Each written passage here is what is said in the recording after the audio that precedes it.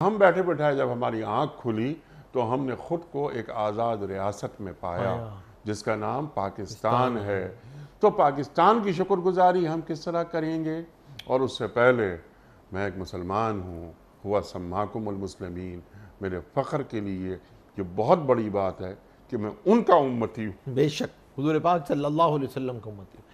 اس عقیدت اور محبت کا تقاضا ہی شکر ہے کہ اللہ تیرا کرم ہوا، احسان ہوا، انعام میں کچھ بھی پیدا ہو سکتا تھا، میں کسی کے گھر بھی پیدا ہو سکتا تھا، میں کسی بھی جگہ پیدا ہو سکتا تھا، کسی اور رسول کا بھی کسی اور امتی ہو رسول کا سکتا امتی بھی ہو تھا، سکتا یہ تھا، محمد مصطفیٰ احمد مصطفیٰ صلی اللہ علیہ وآلہ وسلم کی امت میں اے اللہ تو نے مجھے شامل کیا۔ میرے لیے کتنے اعزاز کی بات ہے۔ اور پھر مجھے ایک آزاد وطن میں آنکھیں کھولنے کی توفیق عطا فرمائی کہ میں الحمدللہ پوری 24 گھنٹے کی زندگی میں ہر آن ہر گھڑی تیرے احکامات حضور پاک صلی اللہ علیہ وسلم کے طریقے سے پورا کر سکتا ہوں، یہ اختیار ہے میرے پاس۔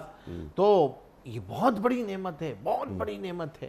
آپ مسجد کی اذان کی آواز آپ کے کانوں میں پڑ رہی ہے، آپ مسجد کی طرف جا سکتے ہیں الحمدللہ، آپ کو ایسی آس پاس مسلمان ہیں آپ کے، تو یہ بہت بڑی نعمت ہے۔ جی یہ بات جو آپ نے فرمائی نا کہ یہ مغرب میں رہنے والے یہ ترستے ہیں اس بات کو کہ یہ جو اذان کی آوازیں آتی ہیں آسان ہم تھوڑی سن ہوتا ہے، نہیں سن نہیں سکتے۔ سکتے۔ اب بیچارہ کوئی جو ہے وہ الارم کلاک میں اذان کی آواز لگاتا ہے تاکہ بچوں کو اذان کی آوازیں تو آتی رہیں، ان اس کو سے پتہ مانوس تو رہیں کہ بھئی اذان کی بھی کوئی اہمیت ہے۔ ہاں تو آدمی، اور یہاں آپ کو جو ہے وہ آپ الحمدللہ پانچوں وقت ہم اذان کی آواز سنتے ہیں، یہ بہت بڑی نعمت ہے۔ پاکستان کی قدر کرنا ہے، اس نعمت کو حاصل کر کے اس کی نعمتوں میں اضافہ کرنا ہے۔